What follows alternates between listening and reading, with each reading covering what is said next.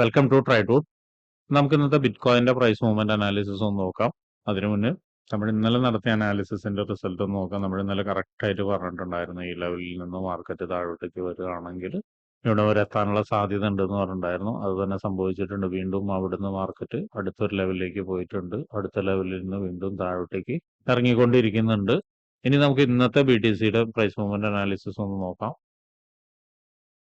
ഇന്ന് നോക്കുന്ന സമയത്ത് നമുക്ക് മനസ്സിലാവുന്ന കാര്യം ഇന്നലെ പറഞ്ഞൊരു ഏരിയ ആയിരുന്നു ഈ ലെവല്. ഇതൊരു FEG ലെവലായിരുന്നു. FEGയിൽ നിന്നാണ് മാർക്കറ്റ് ഇറങ്ങി പോകുന്നത്.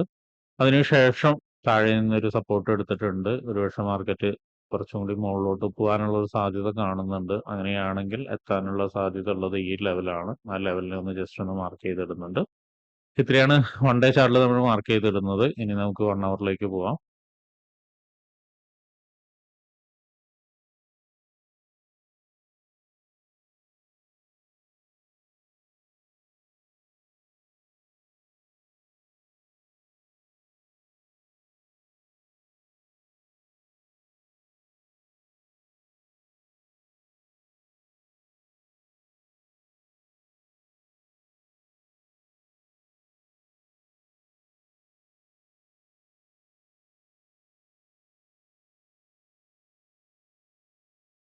വൺ അവറിലെ പ്രധാനപ്പെട്ട ഏരിയാസ് മാർക്ക് ചെയ്ത് വെച്ചിട്ടുണ്ട്. ആദ്യം ഒരു സപ്പോർട്ടാണ് ഇവിടെ മാർക്ക് ചെയ്തിരിക്കുന്നത്.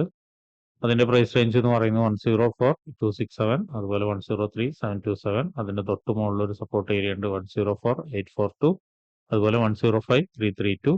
അതുപോലെ തന്നെ ഇവിടെ ഒരു FEG ഉണ്ട്. FEGയുടെ പ്രൈസ് റേഞ്ച് എന്ന് പറയുന്നത് 107,780, അതുപോലെ 108,392. അതുപോലെ തന്നെ അതിന്റെ തൊട്ട് മുകളിലൊരു സപ്ലൈ നടന്നൊരു ഏരിയ ഉണ്ട് 108,920, അതുപോലെ 108,320 ആണ് ഉള്ളത്. 1 അവറിലെ പ്രധാനപ്പെട്ട ഏരിയാസ് ഇത്രയാണ്. ഇനി താഴോട്ടേക്ക് പോകുന്ന സമയത്ത് മറ്റെന്തെങ്കിലും ഉണ്ടോ എന്നുള്ളത് നോക്കാം.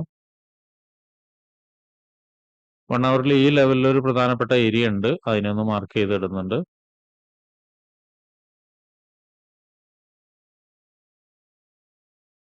അതിന്റെ പ്രൈസ് റേഞ്ച് 102,492, അതുപോലെ 101,820 ആണ്. ഇത്രയാണ് 1 അവറിലെ പ്രധാനപ്പെട്ട ഏരിയാസ്. ഇനി നമുക്ക് 50 മിനിറ്റ്സിലോട്ട് പോയിട്ട് മറ്റെൻട്രി സാധ്യതകൾ എന്തെങ്കിലും ഉണ്ടോ എന്നുള്ളത് നോക്കാം. 50 മിനിറ്റ്സിലോട്ട് വരുന്ന സമയത്ത് അത്യാവശ്യം ഒരു കൺഫ്യൂസ്ഡ് ആയിട്ടുള്ള സ്ഥലത്താണ് നമ്മൾ നിൽക്കുന്നത്. നോക്കിയാൽ കാണാം ഒരു FEGയിൽ നിന്ന് താഴോട്ടേക്ക് മാർക്കറ്റ് ഇറങ്ങി ഇവിടെ വന്നൊരു സപ്പോർട്ട് എടുത്തിട്ടുണ്ട്. സപ്പോർട്ട് എടുത്തിട്ടും മോശമില്ലാത്ത രീതിയിലൊരു കൺഫർമേഷൻ മുകളിലേക്ക് തന്നിട്ടുണ്ട്. പക്ഷെ അധികം മുകളിലോട്ട് പോകാനുള്ള ഒരു സാധ്യത കാണുന്നില്ല. അപ്പൊ അതുകൊണ്ട് തന്നെ ഒരു ചെറിയ കൺഫ്യൂഷനിൽ നിൽക്കുന്നുണ്ട്. അതുപോലെ തന്നെ 50 മിനിറ്റ്സിൽ നല്ലൊരു റെസിസ്റ്റൻസ് ഏരിയ ഉണ്ട് ഇവിടെ. ആ ഒരു ലെവലിനെ ഒന്ന് മാർക്ക് ചെയ്തിടുന്നുണ്ട്. അതിന്റെ പ്രൈസ് റേഞ്ചും ഒന്ന് നമുക്ക് നോക്കാം. 105,973, അതുപോലെ 105,798 ആണ് ഉള്ളത്. 50 മിനിറ്റ്സിൽ സംഭവിക്കാൻ സാധ്യത ഉള്ള ഒരു കാര്യം എന്ന് വെച്ചിട്ടുണ്ടെങ്കിൽ ഈ റേഞ്ചിനെ ഒന്ന് ബ്രേക്ക് ചെയ്തിട്ട് ഒരുപക്ഷെ ഇവിടെ നിന്ന് ഇവിടെ ഒരു FEG കാണുന്നുണ്ട്. FEGയിൽ നിന്ന് ചിലപ്പോൾ വീണ്ടും ഒന്ന് താഴോട്ടേക്ക് ഇറങ്ങാം. താഴോട്ടേക്ക് ഇറങ്ങി കഴിഞ്ഞ് ഒരിക്കൽ കൂടി ഒരു സപ്പോർട്ട് ഏരിയയിലേക്ക് വന്നു കഴിഞ്ഞൊരു സപ്പോർട്ട് എടുത്തു കഴിഞ്ഞാൽ നമുക്കൊരു എൻട്രി സാധ്യത കാണുന്നുണ്ട്. അത് ഒരുപക്ഷെ വീണ്ടും ബൈ എൻട്രി തന്നെയാണ് ഈ ലെവലിലേക്ക് കാണുന്നുണ്ട്. അതുപോലെ തന്നെ 50 മിനിറ്റ്സിൽ മറ്റൊരു കാര്യം എന്ന് വെച്ചിട്ടുണ്ടെങ്കിൽ ഈ ഒരു ലെവലിനെ ബ്രേക്ക് ചെയ്ത് കഴിഞ്ഞാൽ താഴോട്ടേക്ക് ഇറങ്ങി ഇത് സപ്പോർട്ട് എടുക്കാനുള്ള സാധ്യതയും കാണുന്നുണ്ട്. അവിടുന്ന് ഒരു കൺഫർമേഷൻ കിട്ടുകയാണെങ്കിൽ ബൈ എൻട്രി ഇവിടം വരെ കിട്ടാം. അവിടെ നിന്ന് താഴോട്ടേക്ക് ഒരു കൺഫർമേഷൻ കിട്ടുകയാണെങ്കിൽ, അതായത് നല്ലൊരു പാറ്റേൺ വരിക, വന്നിട്ട് അതിന് ഒരു കണ്ടിന്യൂഷൻ ആയിട്ടുള്ള ഒരു പാറ്റേൺ വീണ്ടും കിട്ടുകയാണെങ്കിൽ വീണ്ടും ഈ ലെവൽ ബ്രേക്ക് ചെയ്യാനും അതുപോലെ തന്നെ ഇവിടം വരെ എത്താനുള്ള ഒരു സാധ്യത ഉണ്ട്. കുറച്ച് കൺഫ്യൂസ്ഡ് ആയിട്ടുള്ള ഏരിയയിലാണ് ഇപ്പൊ നിൽക്കുന്നത്, മാർക്കറ്റ് നിൽക്കുന്നത്. ഒരുപക്ഷെ ഏറ്റവും നല്ലൊരു ഓപ്പർച്യൂണിറ്റി എന്ന് പറയുന്നത് ഈ FEGയുടെ മുകളിലേക്ക് വരുന്ന സമയത്തുള്ള ബൈയും, അതുപോലെ തന്നെ അടുത്തൊരു ഓപ്പർച്യൂണിറ്റി എന്ന് പറയുന്നത് ഈ ലെവലിന്റെ താഴേക്കുള്ളതാണ്.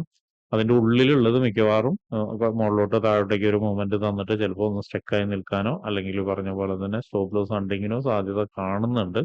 അല്ലെങ്കിൽ നല്ലൊരു കൺഫർമേഷൻ കിട്ടണം, ഇതുപോലെയുള്ള നല്ലൊരു മൂവ്മെന്റ് ഒക്കെ കിട്ടണം. താഴോട്ടേക്കായാലും മുകളിലേക്കായാലും തൽക്കാലം അത് കിട്ടുമോ എന്നുള്ള കാര്യം സംശയത്തിലുണ്ട്. എന്നിരുന്നാലും പറയാൻ കഴിയില്ല. മാർക്കറ്റിന്റെ ഗതി നമുക്കിപ്പോൾ പറയാൻ കഴിയില്ല. കിട്ടുകയാണെങ്കിൽ അതിനനുസരിച്ച് നമുക്ക് ട്രേഡ് എടുക്കാവുന്നതാണ്. ഇനി നേരത്തെ പറഞ്ഞ പോലെ തന്നെ ഇതിന്റെ മുകളിലോട്ട് വന്നു കഴിഞ്ഞാൽ ഈ ഒരു FEG ആയിരിക്കും അടുത്തൊരു ടാർഗറ്റ്. ഒരുപക്ഷെ അവിടെ നിന്ന് ചിലപ്പോൾ ഒന്ന് താഴോട്ടേക്ക് ഇറങ്ങാം, അല്ലെങ്കിൽ അവിടെ നിന്ന് കുറച്ച് നേരം ഇങ്ങനെ നിന്നതിന് ശേഷം മാർക്കറ്റ് ഒന്ന് വീണ്ടും മുകളിലോട്ട് പോയിട്ട് ഈ റെസിസ്റ്റൻസിനെ ബ്രേക്ക് ചെയ്യാനുള്ള സാധ്യത കാണുന്നുണ്ട്. അല്ലെങ്കിൽ അവിടെ നിന്നും നേരത്തെ FEGയിൽ പറഞ്ഞ പോലെ തന്നെ കുറച്ച് നേരം ഇവിടെ നിന്ന് താഴോട്ടേക്ക് ഇറങ്ങി വീണ്ടും ഇവിടെ നിന്നോ അല്ലെങ്കിൽ ഇവിടെ മുകളിലേക്ക് പോകുന്ന സമയത്ത് എന്തെങ്കിലും ഒരു പാറ്റേൺ ക്രിയേറ്റ് ചെയ്തിട്ടുണ്ടെങ്കിൽ അവിടെ നിന്ന് വീണ്ടും ബ്രേക്ക് ചെയ്ത് പോകാനുള്ള സാധ്യത കാണുന്നുണ്ട്. അതുപോലെ നേരത്തെ നമ്മൾ സെൽ എൻട്രിയുടെ കാര്യം പറഞ്ഞിട്ടുണ്ടായിരുന്നു. അപ്പോൾ അതുകൊണ്ട് വീണ്ടും അതിനെക്കുറിച്ചിട്ട് പറയുന്നില്ല. ശ്രദ്ധിക്കേണ്ട കാര്യം എന്താണെന്ന് വെച്ചിട്ടുണ്ടെങ്കിൽ മാർക്കറ്റിൽ ഒരിക്കലും ട്രേഡ് എടുക്കുമ്പോൾ ബ്ലൈൻഡ് ആയിട്ട് എടുക്കാതിരിക്കുക. അത് കൺഫർമേഷൻ എടുത്തതിന് ശേഷം മാത്രം ട്രേഡ് എടുക്കാൻ ശ്രമിക്കുക. അപ്പൊ ഇങ്ങനെയുള്ള കാര്യങ്ങളൊക്കെ നിങ്ങൾക്ക് പഠിക്കാൻ താല്പര്യമുണ്ടെങ്കിൽ ട്രേഡ് റൂട്ടുമായിട്ട് ബന്ധപ്പെടാം. അത് ഫ്രീ ആയി ട്രേഡിങ്ങിന്റെ കാര്യങ്ങളൊക്കെ നിങ്ങൾക്ക് പഠിക്കാവുന്നതാണ്.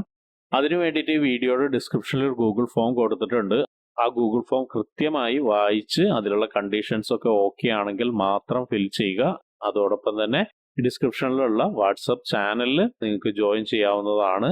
അവിടെ ട്രേഡ് റൂട്ടിന്റെ അപ്ഡേറ്റ്സ് ലഭിക്കുന്നതാണ്. അപ്പൊ എല്ലാവർക്കും ഇന്നൊരു പ്രോഫിറ്റബിൾ ഡേ ആവട്ടെ എന്ന് ആശംസിക്കുന്നു.